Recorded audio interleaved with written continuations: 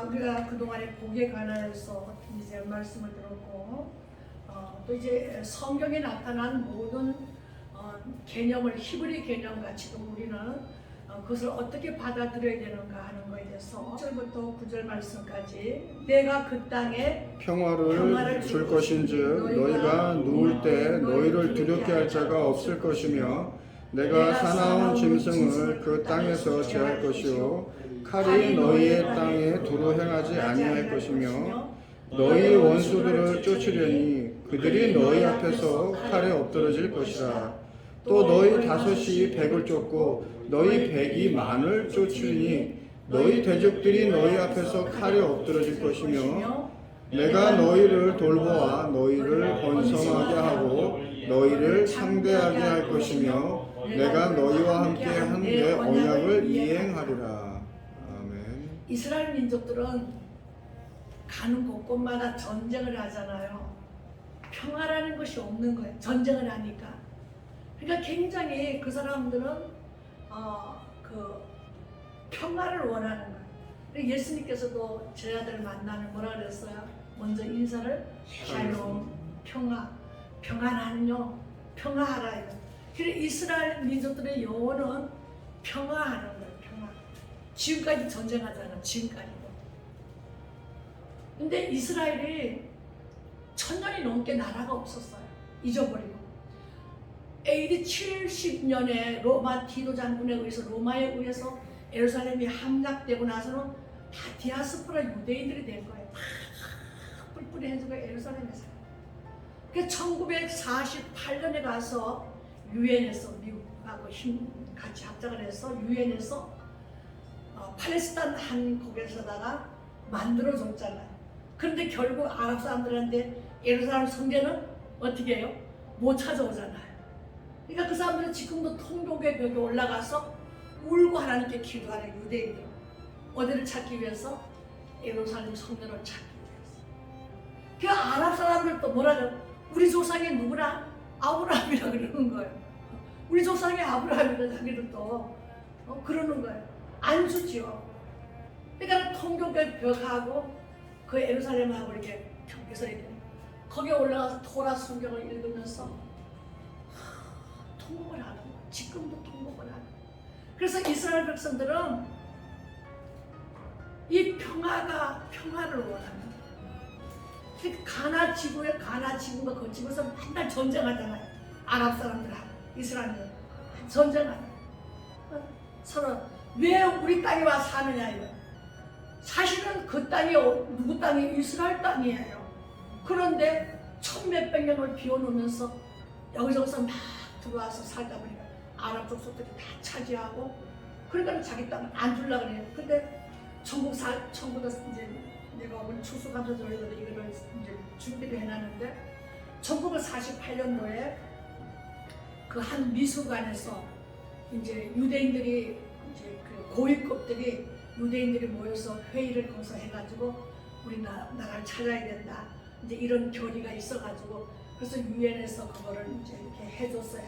그래서 디아스포라 유대인들이 하나둘 다 모여들은 거잖아요. 그때서 막 모여들어서 이제 나라가 이제 형성이 되어 그랬지만 그 참 이스라엘 민족들이 굉장히 그 사람들이 그 마음에 항상 그 평화가 그러니까 평화 번영 이런 것들이 굉장히 가슴 깊이 이 사람들한테는 사무쳐 있는 거예요.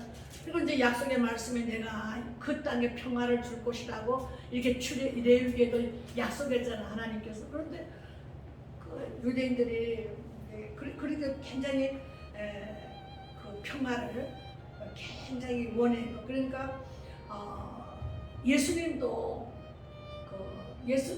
그 사람들은 칼로 갖고 무기를 갖고 어떤지 대적을 해서 자기 나라를 빼앗고 자기들의 평화를 원했지만은 주님은 그런 나라를 원하지 않았잖아요. 예수님 오실 때도 그런 나라를 원하지 않았는 거예요. 예수님 오실 때만 해도 그때도 로마가 지배하고 있었잖아요. 지배하고 있었잖아요. 근데 AD 70년에 디도 장군에 의해서 이제 예루살렘이 무너지고 그렇게 했지만 예수님 올 때 예수님도 그 베드로한테 이 칼을 집어넣으라 그러잖아요.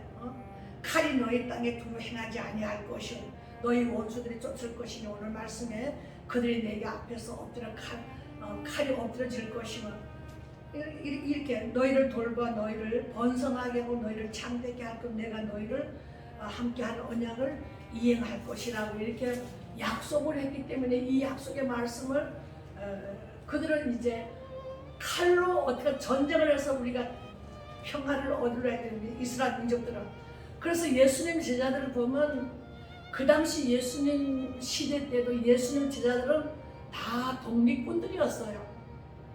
몇 명 빼는 건 다 열심당원들이에요. 젤로테스라고 나와요. 그 보면 원문에 보면 젤로테스라는 말은 열심당원, 로마에 항거하는 사람. 우리나라 독립군 같은 사람들. 나라를 빼앗겼으니까. 건 600년 동안은 로마의 지배를 받고 있었어요. 이스라엘이. 그렇기 때문에 항상 그 제자들도 항상 칼을 차고 그 예로 예수님이 이제 십자가 지기 위해서 그 가룟 유다가 예수님을 팔라 그럴 때 예수님을 이제 팔라고 군병들을 데리고 왔을 때 칼을 뽑아서 베드로가 칼 옆구리 있는 칼을 착 뽑아서 누구의 귀를 말고라는 사람의 귀를 착 천 거야. 그러니까 칼이 다 차고 다니는 거야. 제자들도 열심당원들은 거진다 그래. 칼을 차고 다니겠다. 그 예수님은 다시 그 귀를 주워가지고 말고의 귀를 이렇게 붙여주잖아요. 다시 사랑으로.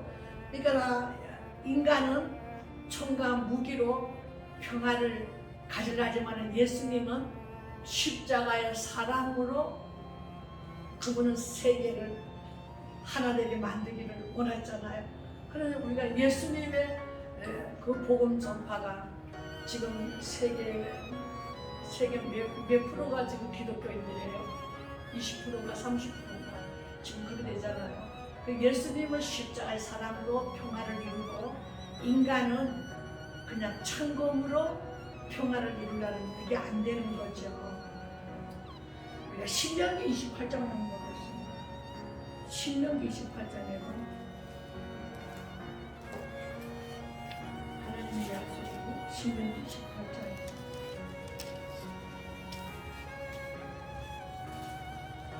우리가 28장에 들어본 이제 축복에 관한 거잖아요, 그죠? 이제 하나님께서 이제 순종하는 자의 그 복을 이 신명기 28장에서 말씀했거든요. 28장 전체를 읽으려면 많으니까 1절만 보겠습니다. 내가 내 하나님 여호와의 말씀을 삼가 듣고 내가 오늘 내게 명령하는 그 모든 명령을 지켜 행하면 내 하나님 여호와께서 너를 세계 모든 민족에 뛰어나게 하실 것이라. 이러면서 이제 쭉 이제 복에 관해서 어떤 자가 어떻게 복을 받는 여호와의 말씀을 청종하면 그 모든 복이 내게 임할 것이며 이제 들어가도 복을 받고 나가도 복을 받고 외양간도 복을 받고 이런 이제 복의 말씀을 줬잖아요. 이스라엘 민족들에게 하나님 말씀을 잘 지켜 행하면 그렇게 될 것이라고. 하나님은 이스라엘을 하나님의 백성으로 세계 11조를 거기다가 심어놓은 거죠. 이스라엘. 그래서 이 사람들이 정말 예수를 하나님의 아들을 받아들이고 이사야 선지자나 다윗이나 또 모든 구약의 선지자들이 하나님의 아들을 보내줄 것을 말씀하셨으니까 이스라엘 민족들이 예수를 받아들일 줄 알았지만은 배타적이었기 때문에 그렇기 때문에 그 복음이 이방인에게 우리에게 넘어간 거죠. 이방인에게 복음이 넘어온 겁니다. 잠언서 16장을 한번 보겠습니다. 잠언서는 시편 뒤에 있습니다.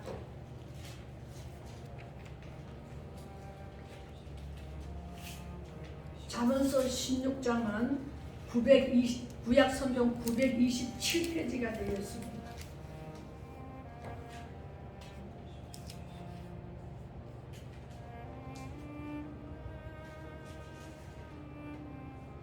다 찾았어요? 잠언서 16장 7절 말씀 927페이지 시작. 사람의 행위가 여호와를 기쁘시게 하면 그 사람의 원수라도 그와 더불어 화목하게 하시느니라. 그러니까 하나님께서 복 주는 딱 한 가지예요. 하나님께 우리 행위가 하나님을 기쁘게 하고 또 하나님께 순종하고 하나님 말씀에 순종하면 하는 그 단서가 붙는, 복을 받는 비결은 단서가 붙어요. 하나님을 기쁘게 하는 자, 하나님 말씀에 순종하는 자, 내 율례를 지켜 행하면, 이런 것이 조건이 붙어요. 우리가 복을 받는데 조건이 붙는다. 조건이 붙어. 정말 네 행위가 보기에 하나님이 기뻐하는 행위를 하고 있느냐, 네가 내 말에 정말 네가 내가 한 명령에 네가 정말 순종하느냐, 네 목숨이라도 내놓고 순종하느냐 하는 그 조건이 붙는다는 거예요. 그렇게 할 때 너는 네 원수라도 너하고 평화를 하게 될 것이다.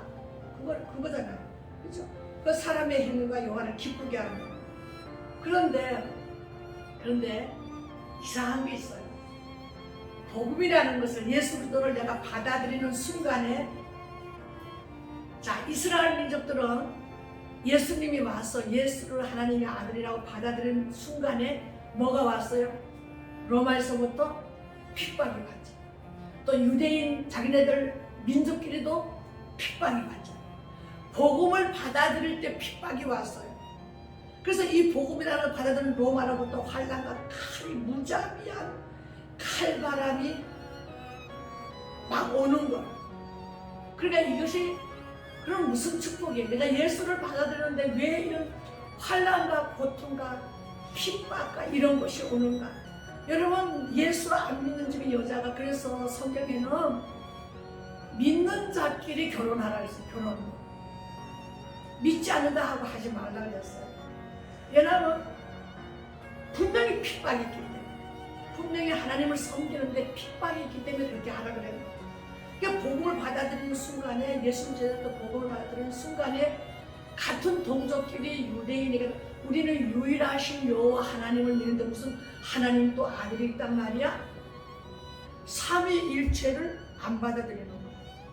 이 사람들은 삼위일체 되신 하나님을 안 받아들이고 그냥 한 분이신 여호와, 그렇기 때문에 그들에게 핍박이 왔잖아요.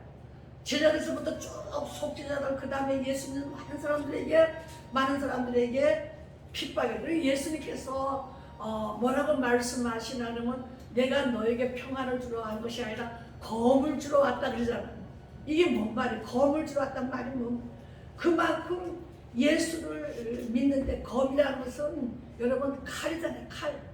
근데 이스라엘은 우리나라처럼 이렇게 칼이 이 짝에 막 이렇게 날이 있고 이런 칼이 아니라 양날 가진 칼이래.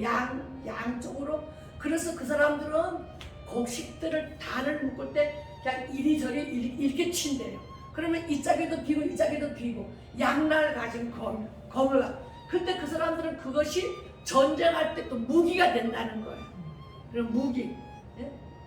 그럼 칼이라는 것은 뭐예요? 분쟁이고 환란이고 그렇잖아요. 환란이고 분쟁이고 전쟁이잖아요. 그런데 예수님께서 내가 너희들에게 평화를 주러 왔다고 생각하지 마라. 내가 검을 주러 왔다.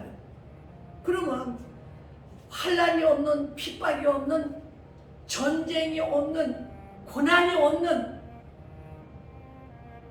그 평화를 사람들은 누구든지 사모하게 되는 거예요. 그렇죠?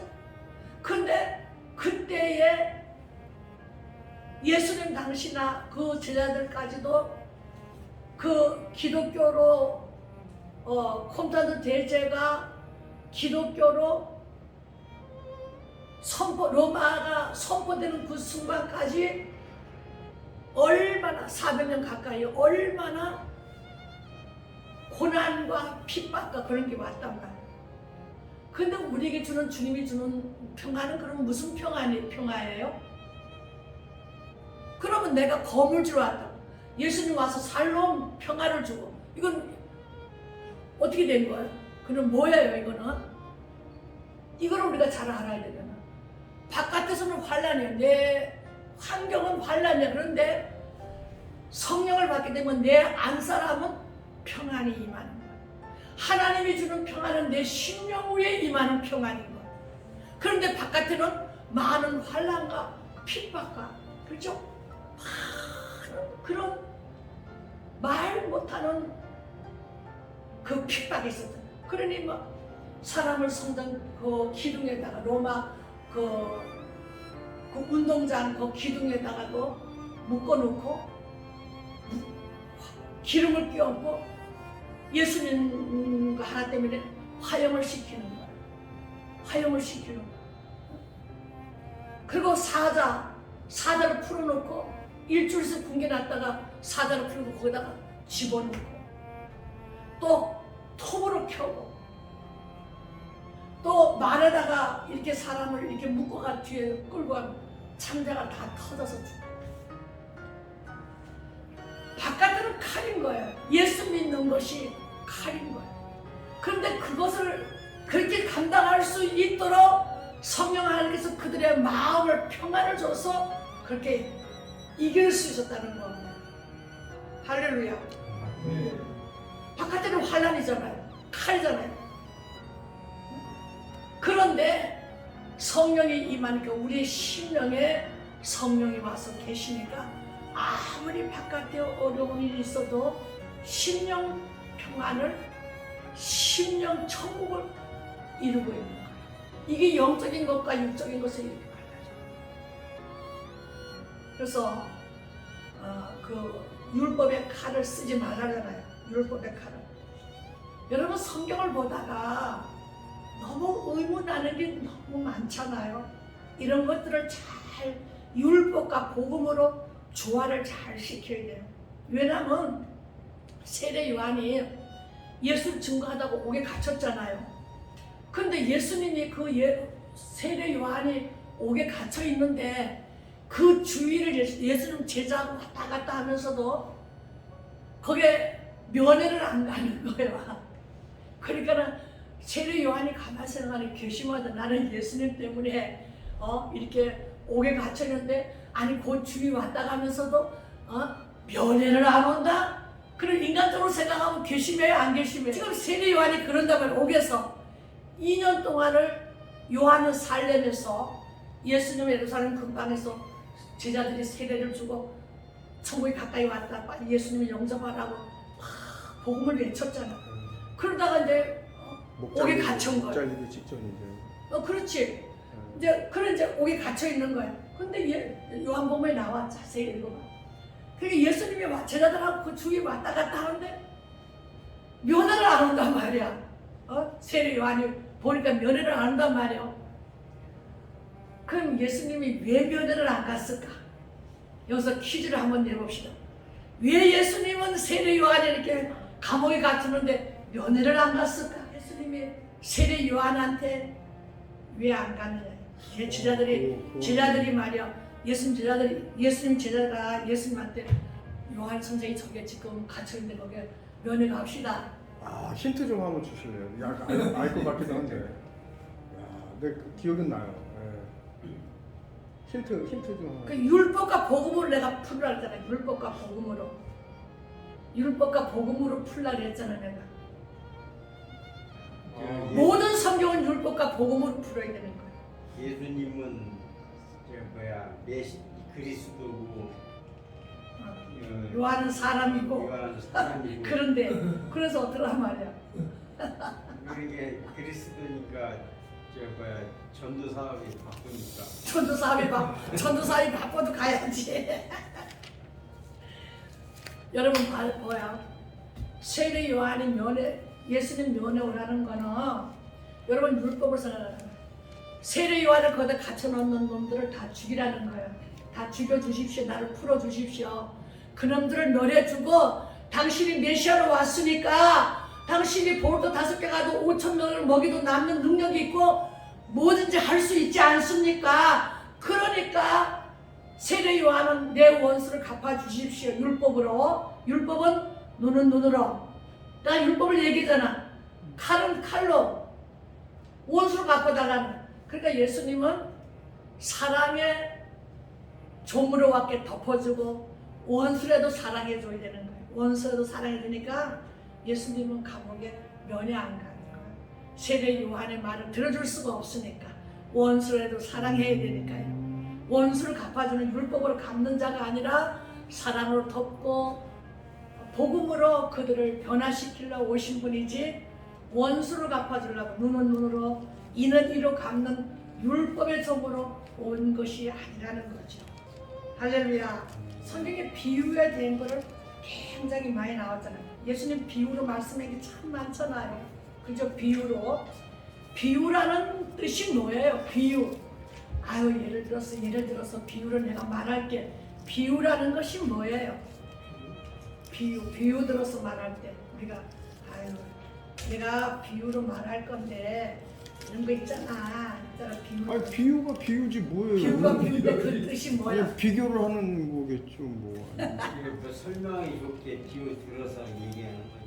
예, 그렇지. 설명하기 좋게. 그 어근이 뭐냐 그러면 옆에 던진다 이런 뜻이야. 비유라는 것은 옆에 던진다 이런 뜻이야. 찔르다. 옆구리를 찔르다라는 그래, 뜻이에요. 옆에 던져준다. 예. 저 사람이 그거를 알도록 옆구리를 옆에 이렇게 언질하다. 어. 예, 맞아요. 예. 그런 뜻이야. 예. 그러니까 예수님께서 많은 비유로 말씀했잖아. 옆에 던져주는 거. 야, 이런 것이 있지 않나 이 봐라. 옆에다 이렇게 던져주는 거. 예. 그것을 우리가 비유라 이렇게 얘기하는 거야. 예. 아이고, 맞아요. 시간이 많이 가네. 우리가 참 기독교는 우리가 신본주의잖아요. 여기까지만 하고 안 할게요. 우리가 기독교는 신본주의잖아. 이스라엘은 신본주의 국가잖아요. 이스라엘이. 이스라엘 신본주의인데 신본주의라는 것은 우리가 성경에 보니까 신본주의는 완전히 공산국가라. 자유민주주의가 아니라 완전히 신본주의는 공산국가더라고. 왜 공산국가일까요? 왜 공산국가일까요? 왜? 목표자가 있으니까. 목사님 맨날 말씀하시는 빨개 되더라고요. 빨개. 이거 참. 신본주의라는 것은 공산주의였다. 왜 공산주의는? 하나님이 독재자이기 때문에 공산주의다. 성경 공산주의라고 안 썼지만은 하나님은 독재자다. 왜냐하면 하나님 뜻대로 해야 되는 거야. 이의가 없는 거야. 그러니까 공산주의는 이의가 없는 거야. 위에서 말하면 들어야 되는, 그대로 행해야 되는. 하나님은 독재자예요. 이 신본주의라는 독재자. 하나님 한번 말씀하시면 그대로 지켜야 되는. 그러니까 신본주의라는 독재. 여러분, 예수님께서 십자가에서 구속을 주기 위해서 십자가에 달리시고 또 그 구속을 우리에게 전해 주었지만은 이방인들은 받아들인 유대인들은 자기의 그 머리를 깨뜨리지 못했습니다. 그 유일신 그 여호와, 우리가 어떻게 하나님의 아들이 있단 말인가? 그러면 하나님도 아들이 있단 말인가? 이래서 그거를 깨뜨리지 못한 거야. 그 머리를. 우리가 선지식이 후지식을 받아들이지 못한다 그러잖아요. 우리가 한번 내가 딱 그게 정해놓으면 그 한번 자기가 알한 그 지식을 깨뜨리지 못하는, 유대인들도 그런 거야. 유일신 하나님을 섬기던 그거를 깨뜨리지 못한 거야. 그래서 우리가 보면 이런 자기 그 주관이 너무 이렇게 뚜렷하고 강한 사람은 예수를 잘 받아들이지 못하는 거야. 우리가 성경에 나타난 이런 것들을 하나하나 이렇게 보면서 비유를 하나님께서 우리가 하나님 마태복음에 이제 비유를 많이 말씀하셨으면 그걸 다 하나님께서 이 말씀을 내 옆에 던져놓은 거구나. 그러면 이 말씀의 뜻은 뭘까? 그 비유를 통해서 내가 깨닫는 거예요. 비유를 통해서 깨닫게 되고 성경에 나타난 히브리 민족의 개념과 그때 풍속과 그때 역사 이런 것들을 알으면 성경을 이렇게 알아지는데 더 많은 지식을 얻게 되고 탈무드의 제일 첫 장에 뭐라 그랬어요? 배우는 게 힘이다. 그래. 우리나라 말로는 아는 게 힘이다. 우리 그러잖아요. 그래서 히브리 사람들은 자기가 배우고 알고 지혜를 얻어서 알고 배웠으면 그것을 엔돌핀이 돌아가는, 너무 이렇게 배우는 걸 좋아하니까 우리도 하나님 말씀을 그냥 믿습니다. 막 그래서 뭐 기도하고 능력받고 그것도 좋은데 잘못하면 우리가 그 뭐라 그래 좀 이상하게 그런 쪽으로 많이 가게 되면 우리가 말씀을 바로 알고 내가 그렇게 기도할 때 성령이 충만할 때 하나님께서 나에게 지혜와 지식을 더 줘서 더 풍성한 하나님의 은혜가 우리에게 임하게 되는 것입니다. 할렐루야.